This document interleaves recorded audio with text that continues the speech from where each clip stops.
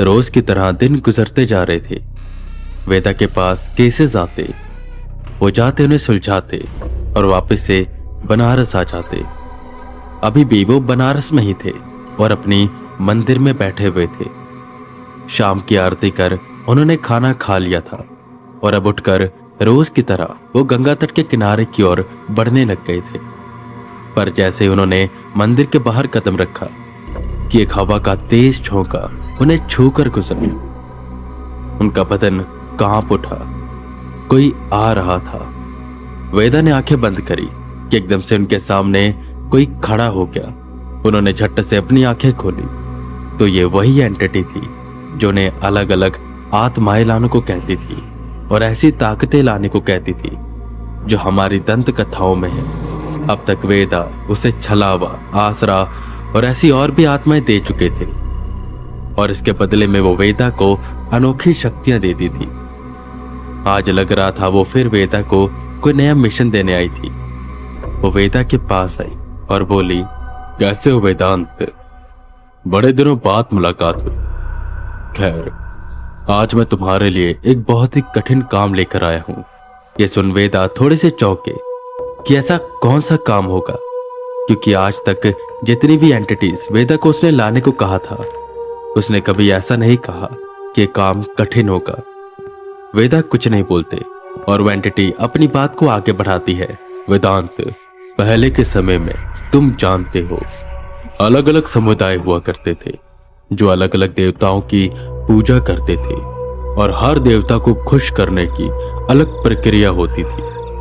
फिर कुछ समुदाय ऐसे हुए जो शैतानों की पूजा करने लगे, क्योंकि शैतान देवताओं के मुकाबले जल्दी सिद्ध हो जाते हैं और जो इंसान को चाहिए होता है वो उसे दे देते हैं। धीरे धीरे वक्त बीता और लोगों का यह समुदाय एक समाज का रूप लेने लगा और आज के वक्त में कुछ ऐसा नहीं दिखेगा हमें।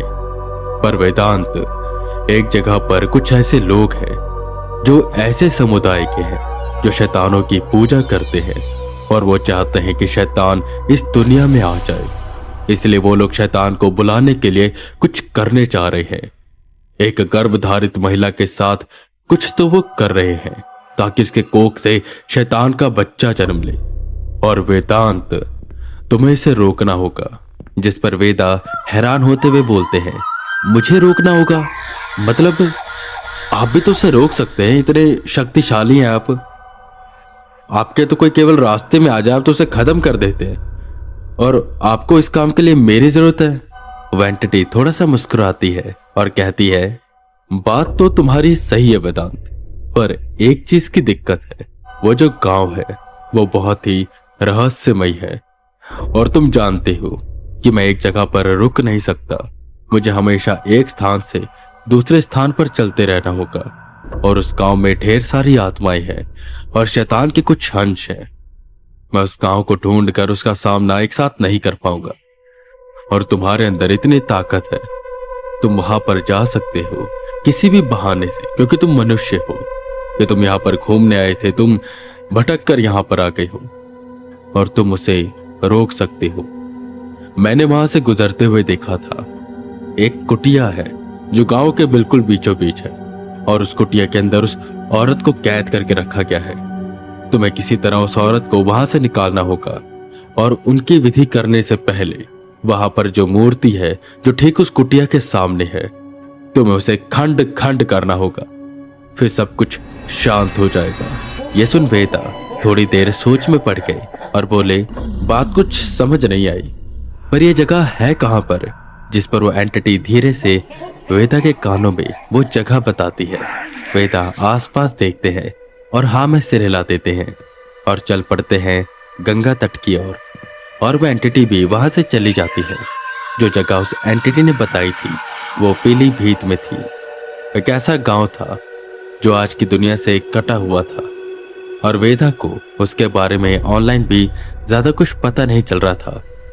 बस गूगल मैप पर हल्का सा रास्ता दिखाई दे रहा था जहां से वो जा सकते थे, क्योंकि वेदा को इतना पता था कि वहां पर ना तो कोई ऑटो जाएगा और ना ही कोई बस। उन्हें उस गांव के बगल वाले गांव में जाना पड़ेगा और आगे का रास्ता पैदल तय करना पड़ेगा। पर वेदा इसके लिए तैयार थे। वो अगले दिन अपना बैग उठाकर निकल पड़े उस लोकेशन की ओर जो लोकेशन उस एंटिटी ने बताई थी। ये रिचुअल या विधि, इसे जो भी कहें, वो परसों की रात होने वाली थी और वेदा को जल्द से जल्द इसे रोकना था। खैर, वेदा ट्रेन से पहले पीलीभीत पहुंचे। बनारस से पीलीभीत ज्यादा दूरी पर नहीं था, पर फिर भी उन्हें पहुंचते पहुंचते शाम हो गई। पीलीभीत था तो सुंदर, और देखने में ऐसा नहीं लग रहा था कि यहां पर कोई ऐसा गांव होगा जहां पर यह सब होता है। खैर, ऑटो से वो उसके बगल वाले गांव में पहुंचे और जैसे ही वेदा ने उसे कहा कि वो उन्हें अमरटीक गांव तक ले जाए, तो उस गांव का नाम सुनते ही वो ऑटो वाला वहां से भाग गया और वेदा को एक बात समझा कर गया कि वहां पर जाने का सोचना भी मत, क्योंकि वहां पर इंसानों को मारकर खाया जाता है। एक दो पुलिस वाले भी वहां पर गए थे जब उन्हें कंप्लेंट मिली थी, पर वो आज तक वापस नहीं आए। ये सुनकर एक बार तो वेदा डर गए, क्योंकि वो आत्माओं से लड़ सकते हैं पर आदमियों से नहीं, और वो भी ऐसे आदमियों से जो इंसानों का मांस खाते हैं। पर वेदा किसी तरह अपना कदम उस गांव की ओर मोड़ते हैं। धीरे धीरे अंधेरा हो चला था। एक पतले से कच्चे रास्ते से होते हुए वेदा उस गांव की ओर बढ़ रहे थे। गूगल पर हल्का हल्का उन्हें रास्ता शो हो रहा था।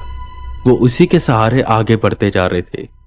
आसपास बस जंगल ही जंगल था और बीच में कुछ खेत और मैदान आ जाते थे। वो नजारा तो उन्हें डराता जा रहा था, क्योंकि दूर जंगलों से चिल्लाने की आवाजें और जानवरों की आवाजें उन्हें बार बार आ रही थी, और वेदा को ऐसा लग रहा था कि उनके पीछे कोई ना कोई है। वेदा गांव की सरहद में घुसे तो वहां पर एक बड़ा सा पीपल का पेड़ था, जिसको काले धागे से खूब बांधा हुआ था, और वहीं कुछ हड्डियां भी थी जो मरे हुए जानवरों की थी। वेदा हाथों में टॉर्च लिए आगे बढ़ते जा रहे थे कि एकदम से कोई भागकर उनके पास आया और वेदा को उसने पकड़ लिया। कौन है तू और यहां क्या करने आया है? जल्दी से बोल, नहीं यही तुझे मार दूंगा। उस आदमी की पकड़ काफी मजबूत थी, जिस पर वेदा बोलते हैं, मैं बस यहां से गुजर रहा था और रास्ता भूल गया। आसपास कोई गांव नहीं दिख रहा था और ना ही कोई घर। मैं नहीं जानता कि कौन सी जगह है। मुझे छोड़ दो, और अगर तुम चोरी करने के मकसद से आए हो तो मेरे पैसे और मेरे फोन ले लो, बस मुझे जाने दो। वेदा ये जानते थे कि उसी समुदाय का आदमी है, इसलिए वेदा ने ये नाटक किया। वो आदमी वेदा के हाथ से टॉर्च छीनता है और वेदा को अच्छे से देखता है। देखने में ऐसा लग रहा था कि वो बस यहां पर घूमने आए हैं, पर वो उन्हें इसे जाने नहीं दे सकते थे। वो अपने बाकी साथियों को बुलाता है और वो वेदा को पकड़कर उस गांव के मुखिया के पास लेकर जाने लगते हैं, जिस पर वेदा डर भी रहे थे, क्योंकि उन्हें ऐसा लग रहा था कि शायद उन्हें मार देंगे और उन्हें खा जाएंगे। वो ऐसी जगह पर फंस चुके थे जहां से ना तो वो भाग सकते थे और ना ही लड़ सकते थे।